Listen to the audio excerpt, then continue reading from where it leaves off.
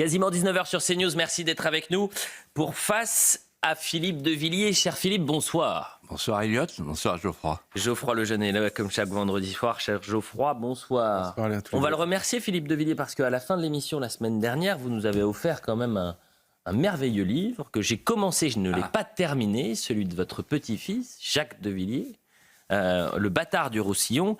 Et j'ai failli venir avec mon épée, c'est-à-dire qu'on se plonge, on est vraiment dans l'histoire de Cap et d'épée. Et d'ailleurs, vous en avez fait un très bel article dans le JDD dimanche, je crois. Dire, selon le terrible Pascal Ménadier, qui est le critique littéraire du JDD, c'est les nouveaux rois maudits. Ouais. Un vrai compliment. J'ai vu ce papier et voilà. C'est le nouveau roi maudit, parce que mon frère est passionné des rois maudits, donc je vais lui offrir alors. Lui offrir le bâtard du Roussillon. Il faut lui offrir le bâtard du Roussillon. Ouais. Bon, à défaut d'avoir une épée, j'ai un stylo. Ça marche pas beaucoup. On peut pas aller faire la guerre avec ça, Philippe de Villiers, non ? C'est pire que ça. Bon, on a beaucoup de choses à traiter ensemble, cher Philippe. Et j'imagine que comme le monde entier, vous étiez suspendu jeudi soir à la loggia de la basilique Saint-Pierre, découvrant hier soir, découvrant pour la première fois le pape Léon XIV qui a célébré sa première messe aujourd'hui en tant que chef de l'Église catholique dans la chapelle Sixtine, avec une homélie d'une douzaine de minutes, durant laquelle Léon XIV a parlé du recul de la foi. Je vous propose qu'on l'écoute.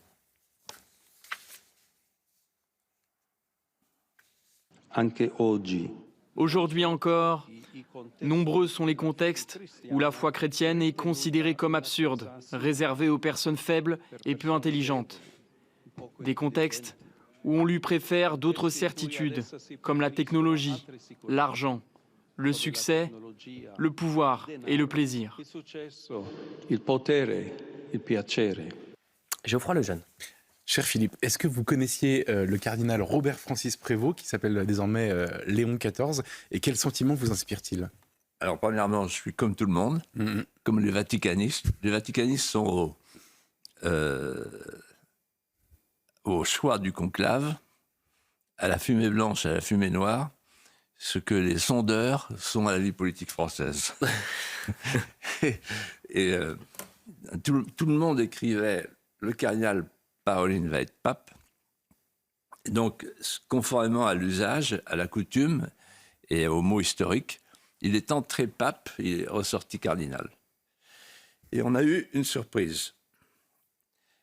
Alors moi, je ne connaissais absolument pas ce pape. Et donc, il me revient, si je comprends bien, pour répondre à votre question, de donner mes premières impressions. Et je vais tout de suite dire qu'elles sont bonnes. Et je voudrais vous expliquer pourquoi.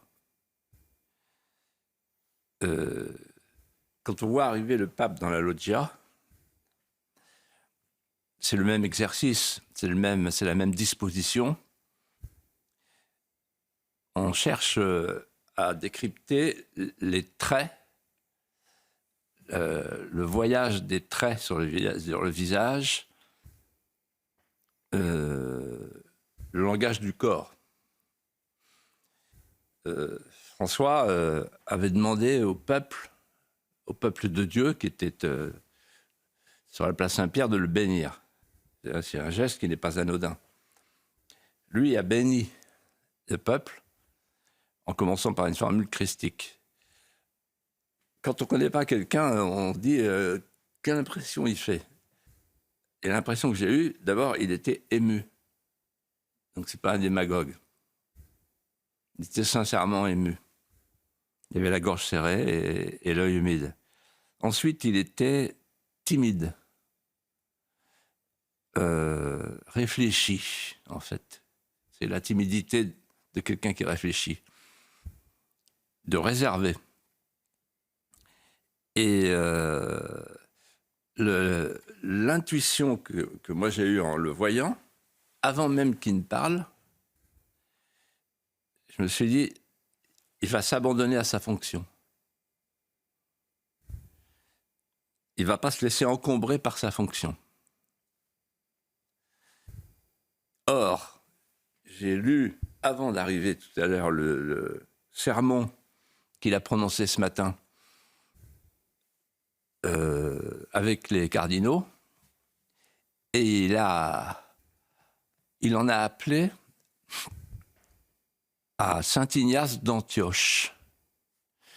Il a évoqué la lettre aux Romains de saint Ignace d'Antioche, dans laquelle saint Ignace d'Antioche, prisonnier des Romains, leur dit « ça n'a pas d'importance, il faut que je m'identifie au Christ, je vais donc être remis aux bêtes sauvages, il ne restera rien de mon corps ». Et il prend cette phrase pour dire « ma mission en tant qu'évêque de l'Église universelle, c'est de m'abandonner à ma fonction et je vous demande en fait d'en faire autant ». Et donc on n'est plus dans une église égocentrée, on est dans une église christocentrée. Ça, c'est la première impression. Donc la mine, l'intuition, la morphopsychologie. Alors après, il y a le vêtement liturgique. Vous voyez, je chemine avec vous en prenant chacun des éléments de la vision d'hier soir.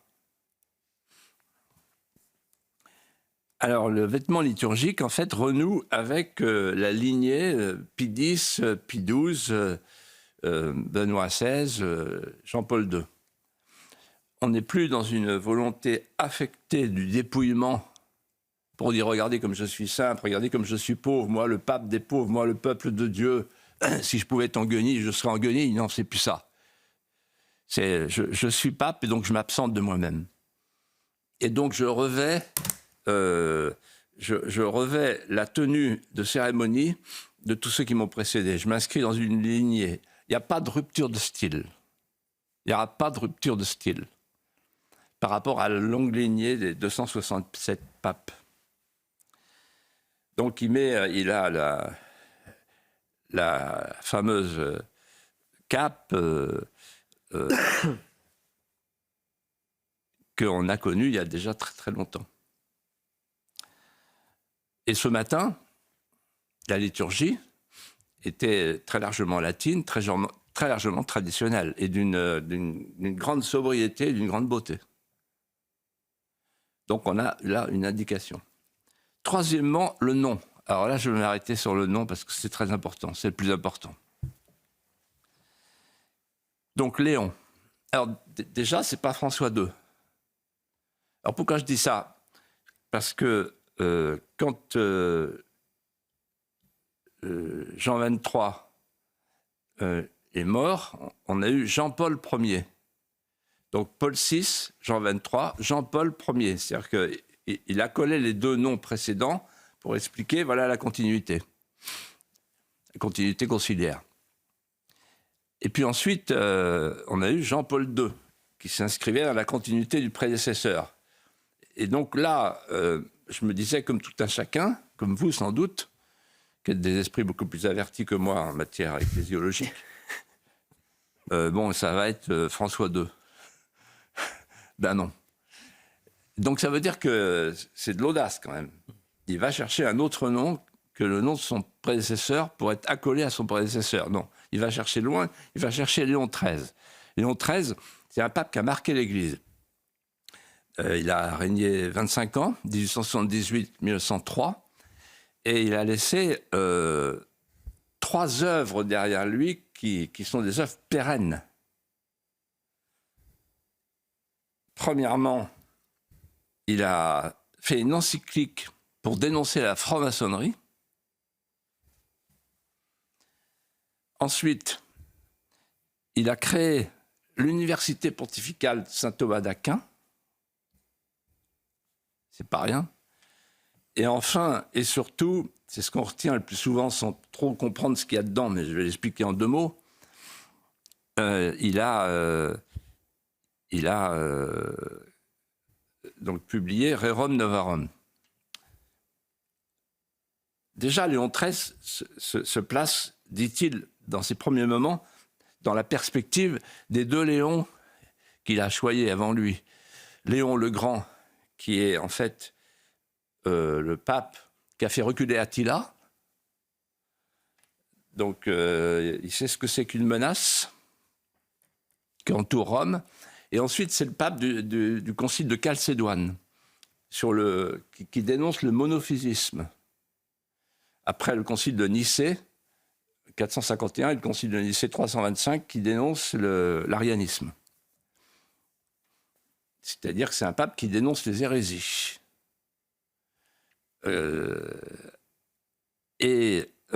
Ensuite, le deuxième Léon, c'est le Léon IX, le pape de la réforme grégorienne, grand réformateur, grand restaurateur.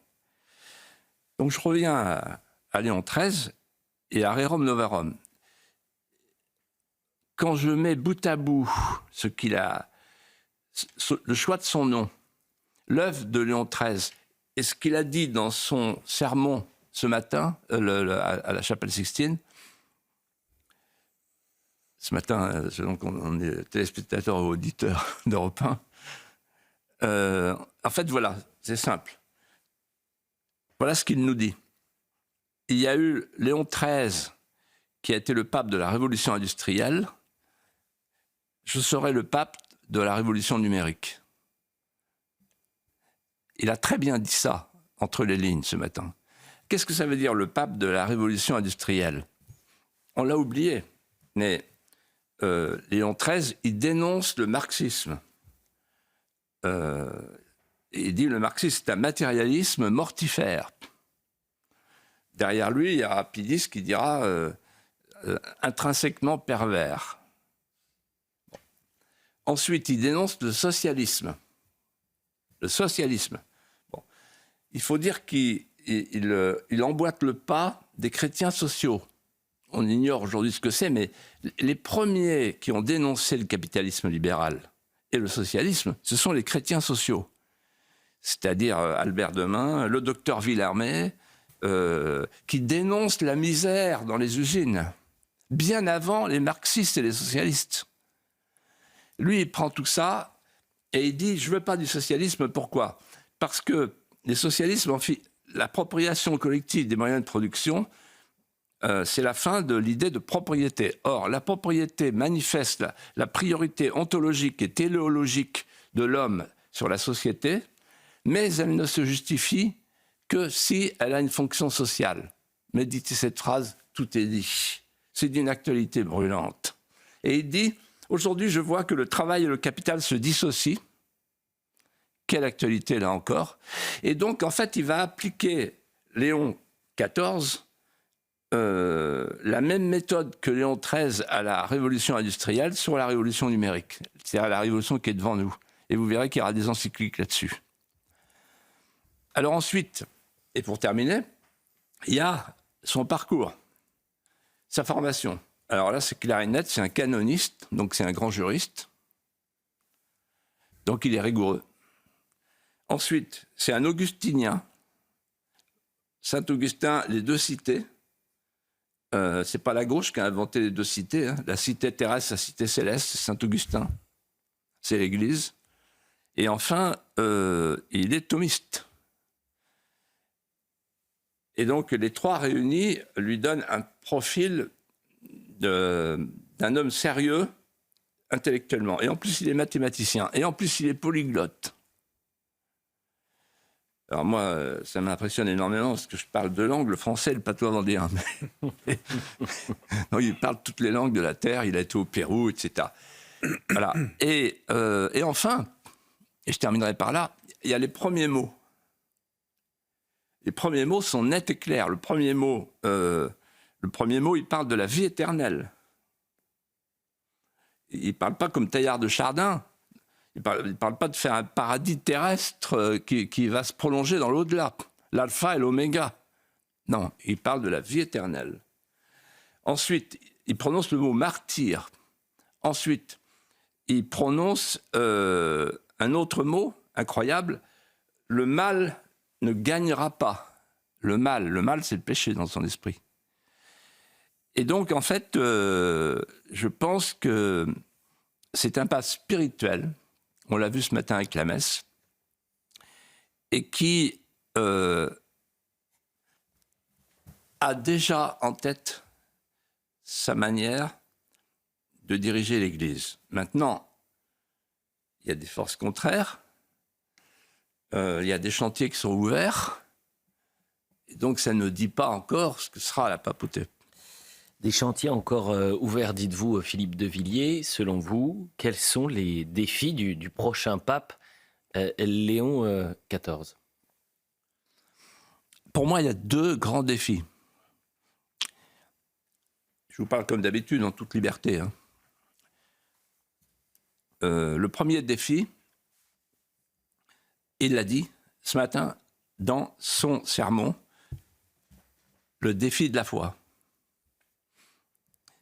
Et il a même dit une chose qui est très juste, il dit, pour les gens du commun, pour les médiateurs, etc., la foi, c'est une chose pour les gens très simples, les simples d'esprit, vous voyez. Quand on est intelligent, non, il y a la science. Donc la question qui se pose à lui, premier défi, c'est les murs porteurs de la foi. Il y en a 3. Je les ai évoqués lors de la mort du pape François. Il y a le premier défi, c'est le dogme. Le pape François voulait tenter l'aventure d'une église synodale, c'est-à-dire une démocratie dogmatisante fondée sur l'idée du peuple de Dieu. C'est le peuple de Dieu qui réforme. Ça allait de haut en bas, ça va de bas en haut. Le prochain pape, selon les premiers signes, il vient de la curie. Donc, je pense qu'il va vouloir restaurer la curie, faire confiance aux prêtres. Il y en a si peu, mais il faut les encourager. Ils sont les médiateurs entre le peuple de Dieu et l'Église du Christ. Et donc, il est possible qu'ils reviennent à une constitution hiérarchique de l'Église, à un modèle grégorien qui existe depuis 1000 ans.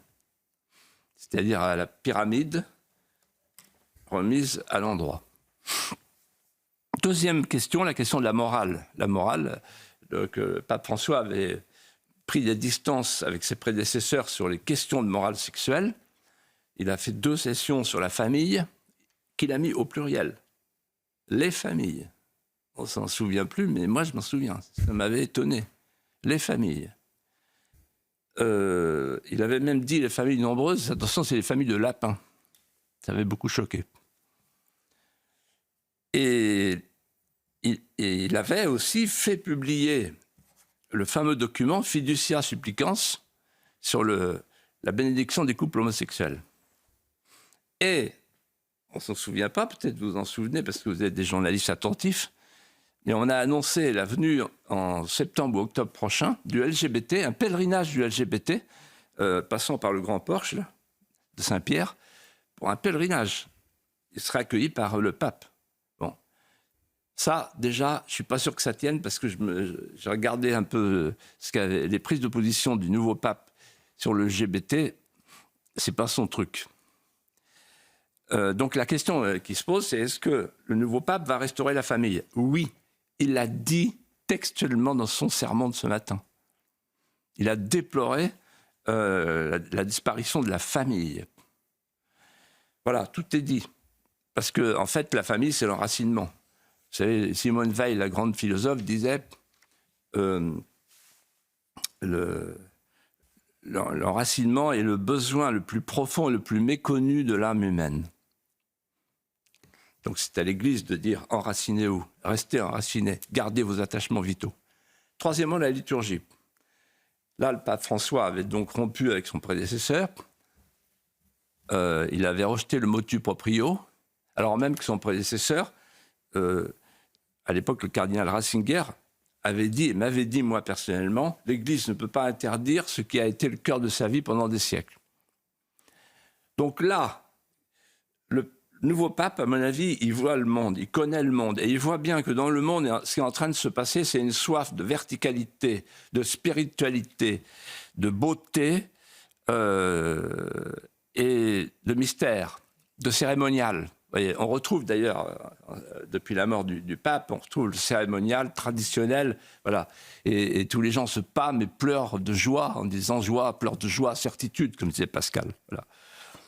Et la deuxième question, j'ai dit le premier défi, donc c'est la question du dogme, de la liturgie, de la morale. Le deuxième défi, c'est la question des fractures du Concile Vatican II.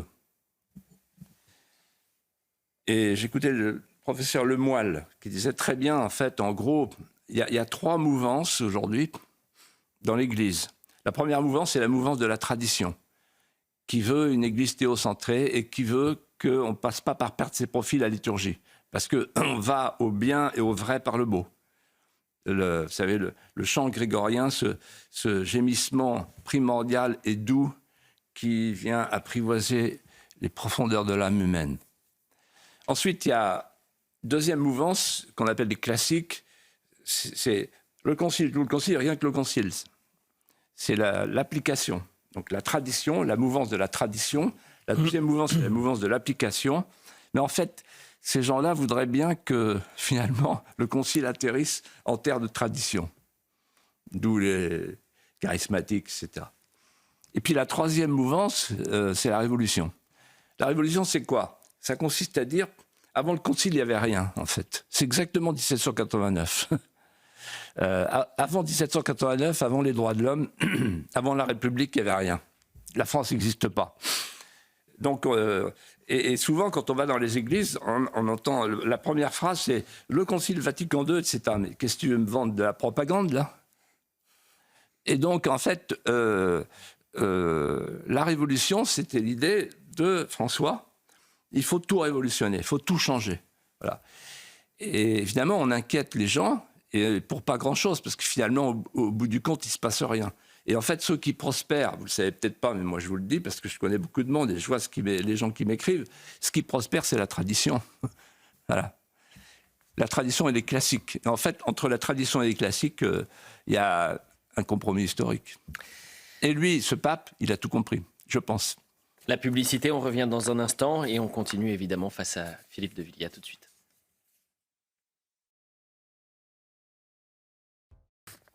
Quasiment 19h30 sur CNews pour la suite de Face à Mathieu. J'allais dire Face à Mathieu Bocoté, Philippe. Vous imaginez? Je vais vous dire. Non mais c'est extraordinaire. Oui. Vous savez pourquoi c'est extraordinaire? Pourquoi donc? Parce que vous le regardez tous les samedis soirs.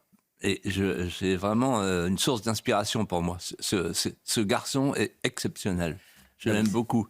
Et donc, j'espère qu'il doit nous regarder, à mon avis. Bon. Et vous êtes effectivement un téléspectateur averti. Et chaque fois, même pendant la publicité du samedi soir, vous m'appelez. Hein. En fait, j'ai pris votre gaffe pour un encouragement. Philippe de Villiers, à Mathieu. J'allais vous dire, sur la première partie de l'émission, je vous assure, Philippe de Villiers, je ne veux pas vous mettre la pression, mais je reçois beaucoup de messages exceptionnels, bluffants. Etc. Non. Je ne dis plus rien. Non. Bon, durant la semaine, Philippe de Villiers, semaine durant laquelle Emmanuel Macron a donné un discours devant les francs-maçons à la Grande Loge de France.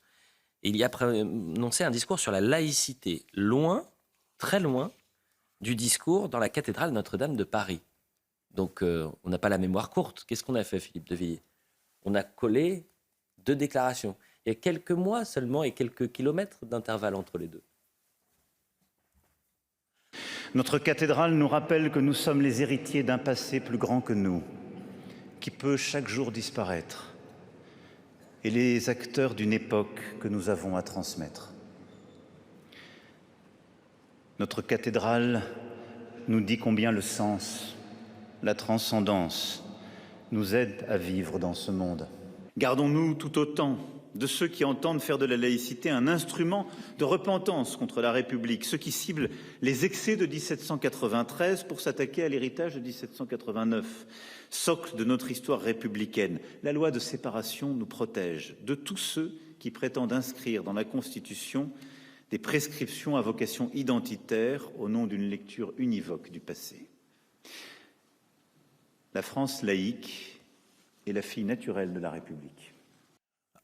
Le jeune. Ça, c'est une perle. Ouais. Comme on dit souvent, les archives sont cruelles. Comment expliquez-vous, Philippe, ce double discours?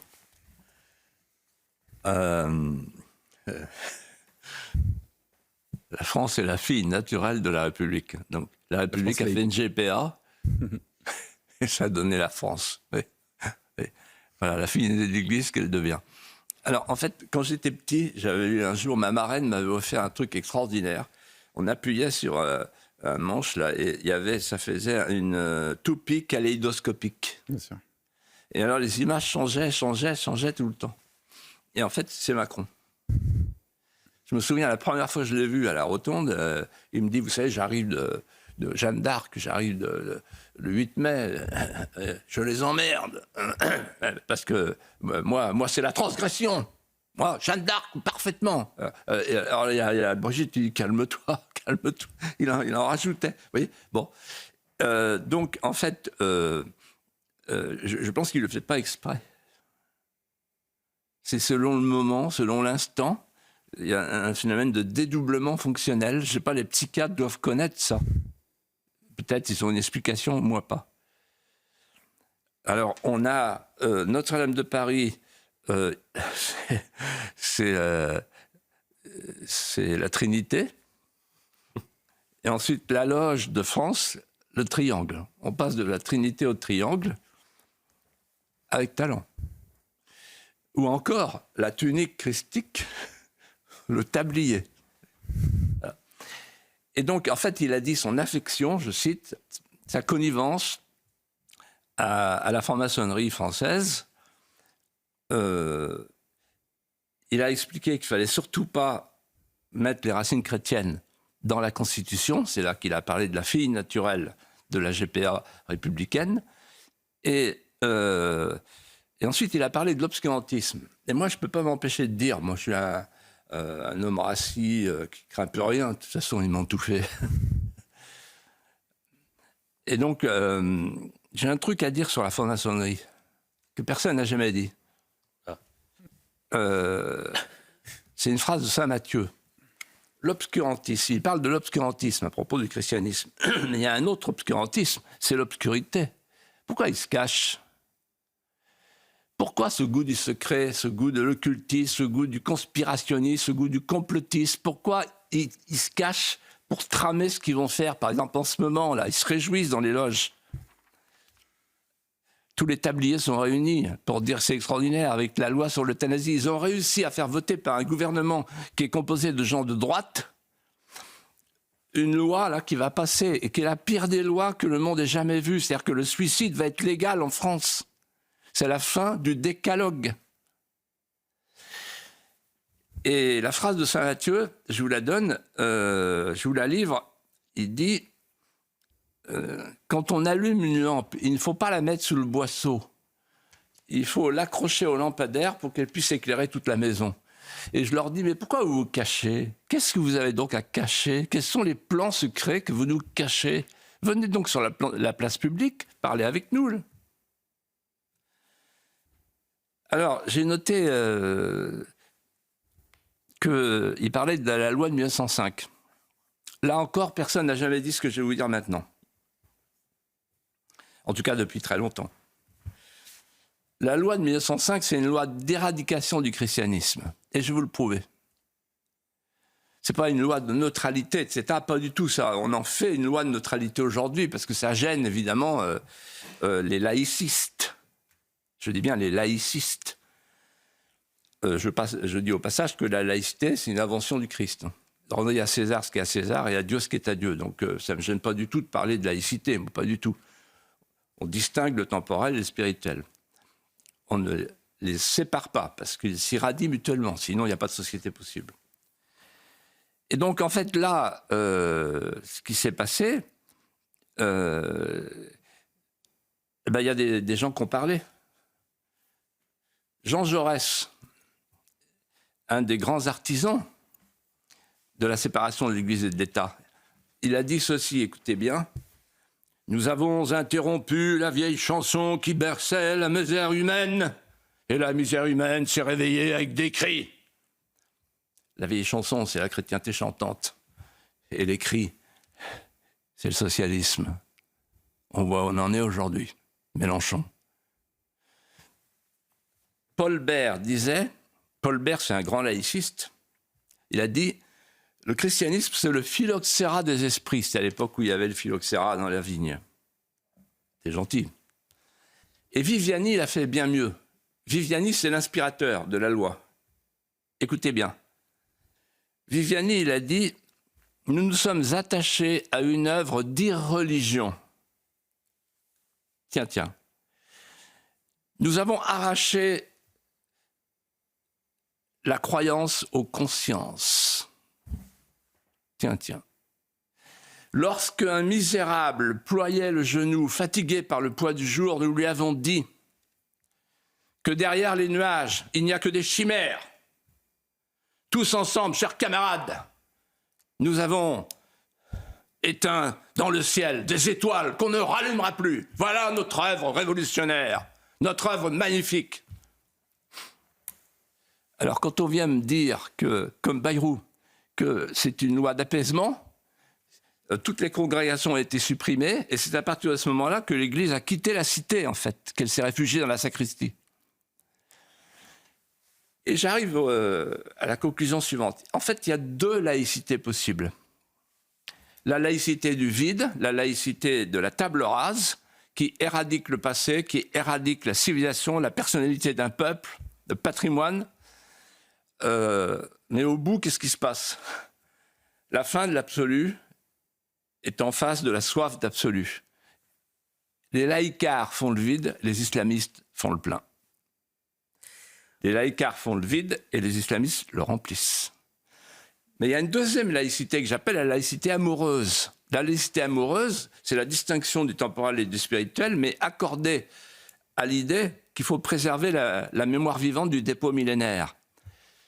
Et là, je vais vous dire quelque chose que je pensais tout à l'heure en marchant dans Paris. Je me disais, au fond, qu'est-ce que le peuple français? J'ai envie de dire quelque chose ce soir sur le peuple français, à propos de la laïcité. En fait, le peuple français, c'est un peuple politique, comme aucun autre. Pourquoi? Parce que c'est le peuple qui associe dans un composé harmonieux l'auctoritas et la potestas, comme aucun autre. Et il reste un petit filet de Saint-Crème dans le pouvoir, quel qu'il soit.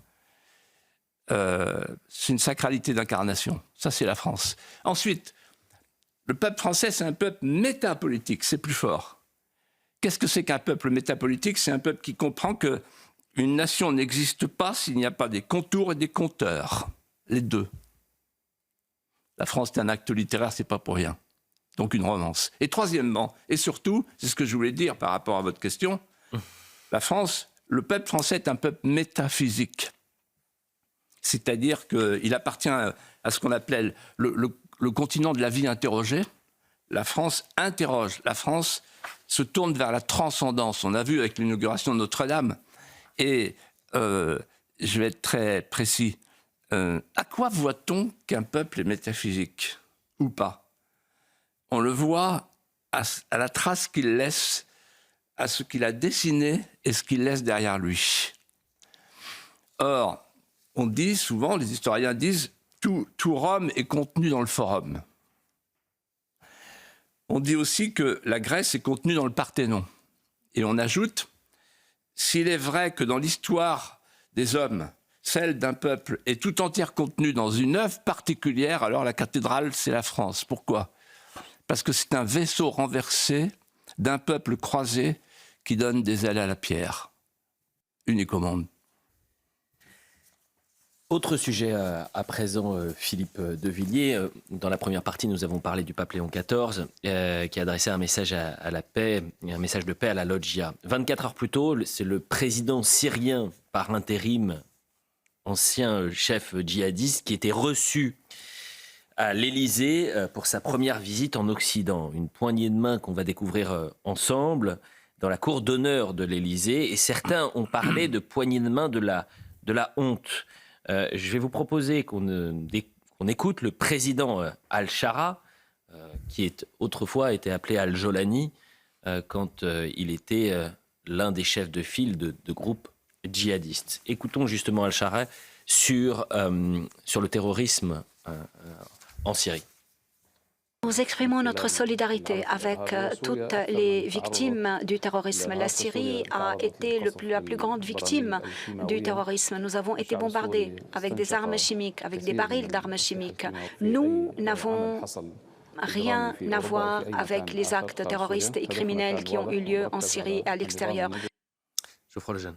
Fallait-il, Philippe, recevoir Al-Shara à Paris, celui qu'on connaissait avant sous le nom de Al-Joulani? On pouvait penser aux familles du Bataclan, Samuel Paty, Dominique Bernard, à toutes les victimes. Et si on pense aux familles du Bataclan, on se souvient, on peut retrouver ensemble des citations, des félicitations adressées aux terroristes du Bataclan par ce monsieur, par ce terroriste. Ancien d'Al-Qaïda, enfin il a tout fait, Daesh, il a tout fait. C'est un terroriste. Donc c'est une honte. C'est une honte parce que la promesse n'a pas été tenue, en fait. Comme d'habitude. Je ne sais pas si on avait traité ça le 8 décembre dernier, le 8 décembre 2024. La promesse, il arrive et il dit tous les Syriens sont frères, les minorités ethniques et religieuses seront protégées. Bon, elles ne l'ont pas été. Massacre des Alaouites, des Druzes et des chrétiens, par milliers. Bon. La promesse n'a pas été tenue par un pouvoir qui est composé de gens de Daesh, de Al-Qaïda, etc. Et puis, il y a un chef. Ce chef, donc, il est passé la djellaba à la tenue de Cuba, quelques instants. Maintenant, il est en cravate. Il a même une cravate bleue comme moi. Et une barbe qui est plus conséquente que la vôtre.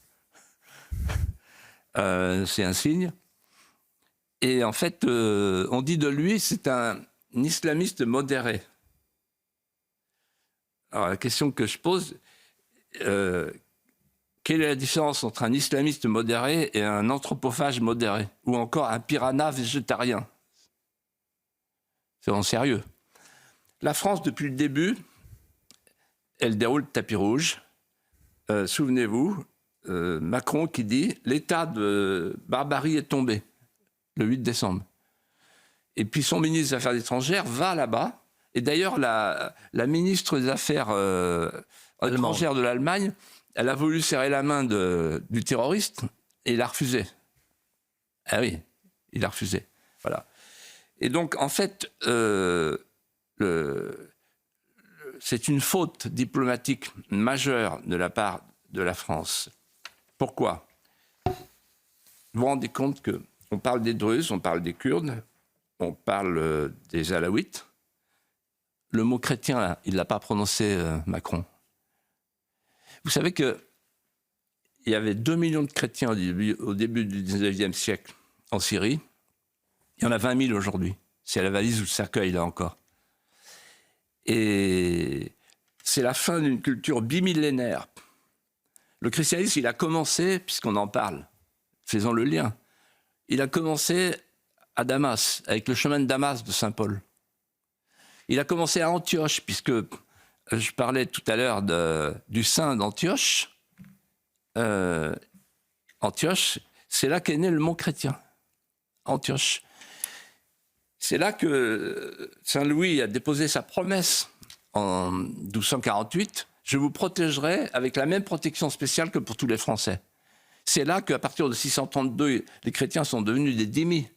Mais ils ont continué à vivre, à survivre, pour être la présence de la chrétienté en Orient. En fait, tout ce qu'on regarde en Syrie aujourd'hui, la fin des chrétiens d'Orient, nous rappelle un mot d'un patriarche qui un jour nous a dit « Regardez bien ce qui nous arrive. Ça vous arrivera après nous. » Le président français Emmanuel Macron et le Premier ministre polonais, et on change de sujet, Philippe de Villiers, Donald Tusk ont signé ce vendredi à Nancy, dans l'est de la France, un traité renforçant entre autres la coopération de défense entre les deux pays face à une Russie jugée de plus en plus menaçante après déjà 3 ans de guerre en Ukraine. Et je vous propose d'entendre Emmanuel Macron lors de cette conférence. Il revient sur le défilé du 9 mai, défilé militaire à Moscou, où il y avait plus d'une vingtaine de chefs d'État étrangers. La présence cette semaine également de Xi Jinping, le chef d'État chinois à Moscou. Écoutons Emmanuel Macron ensemble. Pour ce qui est de la parade du 9 novembre à Moscou, elle dit quelques éléments très simples. D'abord, le président Poutine est du côté de la guerre, pas du côté de la paix. Les propos belliqueux qu'il a pu réitérer, la réalité de chaque jour nous rappellent cela. Et ceux qui ont pu croire qu'il avait une velléité de paix en sont pour leur compte. Sur les propos qui ont été tenus par le président Poutine et la comparaison entre la situation que nous vivons et le nazisme, c'est une inversion des valeurs, mais il n'est pas le seul et il est désormais coutumier du fait. C'est un révisionnisme historique en même temps qu'une profonde erreur. Le nazisme est un totalitarisme qui avait ses spécificités. Le poutinisme est un impérialisme. Geoffroy Lejeune. Et en même temps, le Premier ministre polonais Donald Tusk a dit que c'était une honte d'être à Moscou aujourd'hui. Que vous inspire, Philippe, ces déclarations? C'est un bout de feu. Il veut la guerre. Ils veulent la guerre. Les Européens veulent la guerre. Vous savez pourquoi ils veulent la guerre? Parce que c'est la seule manière pour eux de faire une Europe fédérale. C'est l'ultime moyen de faire l'Europe fédérale. Au sens où Delors et Jean Monnet expliquaient, on ne peut faire l'Europe que par la crise. Donc là, ils ont sous la main une crise, ils veulent la faire durer. Mais en fait, la paix va se faire sans nous. Et c'est nous qui allons payer. C'est de la folie. Qu'est-ce qui s'est passé aujourd'hui à Moscou? Comme cela a été dit sur votre plateau avant nous, il y a un triple message de Poutine qui est très clair. Et il faut que les gens qui nous écoutent et qui nous regardent réfléchissent. Parce que là, la propagande est Propagandastafel. C'est effrayant. Il envoie un message à son peuple, le message du patriotisme. Nous, on a foutu d'envoyer un message de patriotisme chez nous. On envoie un message de patriotisme pour les Ukrainiens. Qu'est-ce qu'on a à voir avec l'Ukraine, nous? C'est pas dans l'Europe. Deuxièmement, il envoie un message à l'Europe, un message sur l'isolement. Donc un message sur le patriotisme à son peuple, un message aux Européens sur l'isolement, en disant Bruno Le Maire, feu Bruno Le Maire. Vous vous souvenez qu'il disait ils sont isolés. Macron qui a dit des dizaines de fois ils sont isolés. La Russie est isolée. Là, il y avait 2/3 du monde entier qui étaient là, devant le défilé. 2/3 du monde entier. Et troisièmement, il a envoyé un message sur le nouvel axe du monde. Et c'est sans doute le plus important, le nouveau piège de Thucydide. C'est-à-dire qu'en fait, il y a le monde qui s'organise sans nous. Alors les Américains, eux, bon, ils vont se retirer tranquillement, mais nous, on continue à vouloir faire la guerre comme des bouts de feu. On joue avec les missiles, on jouera bientôt avec le nucléaire. Et moi, je reprends le message du pape, que la paix soit avec vous. Faites la paix. Et il faut que les hommes politiques français soient raisonnables, qui se lèvent pour dire on veut la paix, on veut pas la guerre, ça suffit. Voilà. Alors, vous me direz, ah bah oui, mais alors ça sera une Ukraine démembrée, etc. Bah, ils l'ont cherché. Les accords de Minsk, qui a commencé? Voilà, c'est de deux côtés. Bon, on le sait bien, on connaît l'histoire, je la connais par cœur, l'histoire. Et donc, je dis à nos politiciens, vous êtes en train, comme en 14, comme en 40, avec le général Gamelin, de nous entraîner à la guerre. Parce que les Russes, je les connais. Faut pas trop leur mettre de persil sous le nez, vous voyez, en plein hiver. Hein. Donc, ça peut mal se terminer, cette histoire. Voilà. Et quant à Trump, il faut travailler avec lui, essayer de voir comment on peut trouver un accord. Il est facile à trouver. L'Ukraine n'entrera pas dans l'OTAN. Bon, ben ça, c'est acquis. Ensuite, il faut laisser les territoires conquis, y compris la Crimée, qui est russe depuis très longtemps. Et puis, pour le reste, il faut une garantie de sécurité. C'est quand même pas très compliqué. Il suffit d'avoir de la bonne volonté. Et rejeter la faute sur le voisin, ce que fait Macron, c'est d'une hypocrisie sans nom. Macron est un gamin. Macron est un enfant. L'Ecclésiaste disait « Malheur au royaume dont le prince est un enfant ». Vous êtes obligé de me dire, de me regarder quand vous dites malheur? Non, mais c'est en vous regardant que j'ai été inspiré. Compte tenu de la différence d'âge. J'ai cru que c'était pour d'autres raisons, et notamment sportives. Mais nous fermons tout de suite la parenthèse. Oh là. Philippe de Villiers. Le 8 mai, la France a commémoré la libération d'Orléans par Jeanne d'Arc. Vous qui avez fait revenir l'anneau joannique d'Angleterre, pouvez-vous nous raconter l'histoire de ce chef de guerre hors norme, hors du commun? Alors, j'ai besoin de vous prendre à témoin tous les deux. Tu sais qu'il y a une foule de 1 million... C'est ce que j'allais vous dire. C'est pas nous deux, ce sont des centaines de milliers de Français. Parce qu'on serait paralysé par le trac, oui. Alors, je m'adresse à tous les Français qui nous regardent, et notamment aux jeunes, parce qu'ils sont très nombreux. Je vais leur parler de Jeanne d'Arc. Vous allez voir. Écoutez bien. Donc, c'est la revue des troupes, c'est la revue des capitaines. Ils sont tous là. Xaintrailles, Dunois, Childeray, La Hire. Jeanne passe devant eux, puis les rassemble et s'adresse à eux d'une voix ferme. Écoutez-moi, messieurs les capitaines. Demain, à l'aube, nous allons partir pour délivrer Orléans. Depuis Blois, où nous sommes.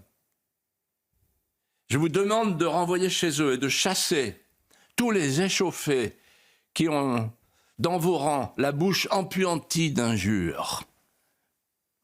Nous ferons une armée, pas une crapaudaille. Alors, la chevauchée commence. Elle déploie son étendard, elle embrasse son anneau. Elle embrasse son anneau en pensant « il faudra un miracle ». La situation est désespérée. Vous savez comment on appelle le roi de France? Le petit roi de Bourges. C'est ce qui lui reste. C'est tout ce qui lui reste. Le petit roi de Bourges. Et pourquoi c'est tout ce qui lui reste? Parce que la France, c'est sous occupation anglaise. Parce que celle qu'on appelle, de manière très méchante, la truie couronnée, c'est-à-dire la reine de France, Isabeau de Bavière, plissée sous le Hénin, elle a signé ce traité, le traité de Troyes, qui est une sorte de traité de Maastricht de l'époque 1420, et qui donne la France à l'Angleterre. Ça veut dire qu'en fait, Orléans est le dernier rempart sur la Loire. Soit ça bascule dans un sens, soit ça bascule dans l'autre. Et pour que ça bascule dans le sens de la France, il faut lever le siège et donc reprendre une à une les redoutes et les bastilles. L'assaut commence. Avec succès, avec un succès inespéré. Le 6 mai, la Bastille des Augustins est prise. Le 7 mai, la Bastille des Tourelles est prise. Et là, Jeanne, qui veut montrer l'exemple, exemple à Trahunt, elle s'empare d'une échelle. C'est absolument déraisonnable. Elle saute dans la douve et elle applique l'échelle contre la haute palissade de la redoute. Et là, elle grimpe. Et quand elle est au dernier barreau, hélas, elle reçoit dans le dos un trait fulgurant, un méchant vireton qui lui transperce l'épaule. Et se retourne, elle arrache elle-même la flèche. Le sang coule, gicle. Et elle entend La Hire, en bas dans la douve, qui, avec sa voix de stenteur, lui dit « Jeanne, ce n'est pas du sang qui coule, c'est de la gloire. » Et la gloire, elle va arriver dans quelques instants, avec la victoire, avec le triomphe, devrais-je dire, avec la levée du siège, avec la délivrance. Et là, la population se masse autour de ce chef de guerre, avec son armure. Et on confectionne à la hâte et on lui offre le 9 mai une huque verte et une robe de fine Bruxelles bordée d'orties. Et on l'appelle, lorsqu'elle a revêtu ce cadeau symbolique, cette nouvelle tenue, l'ange héraldique du royaume. Mais elle n'a qu'une pensée. C'est pas la gloire, c'est pas sa gloire.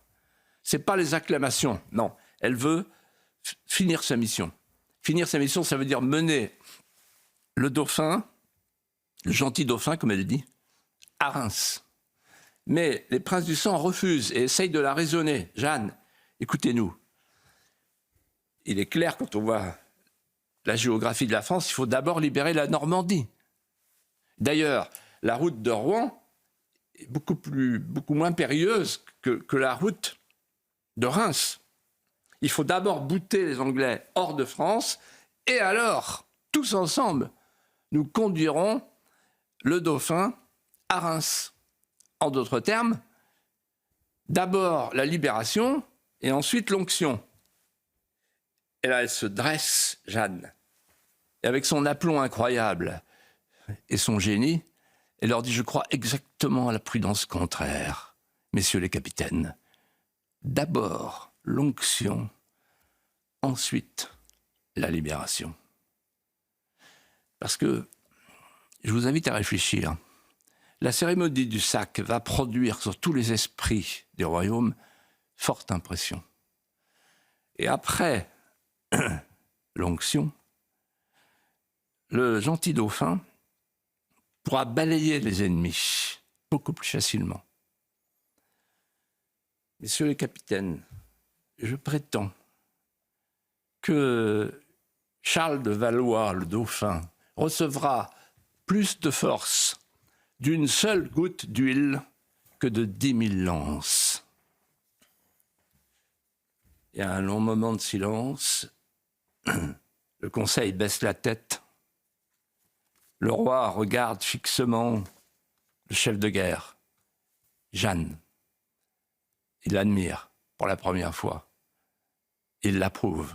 Elle le sent, elle le sait, elle le devine. Il lève la séance. Et le lendemain, à l'aube, le cortège, le convoi se met en route pour Reims. Méditez la leçon joannique, qui est la suivante. Il ne faut jamais s'arrêter aux maximes d'une simple politique quand il s'agit de confondre les calculs de la politique ordinaire. D'abord l'onction, ensuite la libération. Merci beaucoup Philippe de Villiers. Il nous reste une petite minute. Le temps de rappeler que demain vous serez... On a eu Abemous Papam jeudi soir. On aura Abemous promeneur millénaire demain matin, cher Philippe de Villiers, puisque sera inaugurée la promenade Philippe de Villiers au Sable d'Olonne. Il faut le rappeler, c'est un grand moment quand même. Et c'est la volonté du maire des Sables d'Olonne, Yannick Moreau, pour me dire merci dans un acte de gratitude. C'est si rare. Parce que j'ai créé le Vendée Globe avec Philippe Gentot. Et du coup, la ville des Sables a voulu qu'une partie du Remblai s'appelle désormais, porte mon nom. Je ne vous dis pas dans quel état est ma propre famille qui dit « Non mais Philippe, c'est pas possible, papa, c'est pas possible, pas de ton vivant, etc. » Et je leur réponds, avec l'humilité du vieil auteur qui a des références. Écoutez, on sera 2 désormais à avoir une rue de son vivant. Je vous rappelle que Victor Hugo, en 1885, a eu son boulevard et il descendait sur son boulevard pour aller chercher son pain. Exceptionnel. Et c'était le boulevard Victor Hugo, il était de son vivant. Donc demain, je vais tirer sur le fil et dévoiler la promenade Philippe de Villiers. La promenade Philippe de Villiers. Alors c'est entre la promenade Kennedy et la rue de Latte. Je peux vous dire qu'on découvrira les images demain et vous qui faites du vélo, vous imaginez, donc Victor Hugo avait... Face à la mer. Ah oui, ben alors vous freinez. Oui. Lorsque vous allez prendre la promenade Philippe de Villiers à vélo, vous freinez avant de pas de tomber dans l'eau quand même. Quand je regarderai la mer, je penserai à nous. Ce toit tranquille où dorment les colombes. Magnifique. Merci Philippe de Villiers, merci Geoffroy Lejeune. Dans un instant, c'est l'heure des pros, à tout de suite.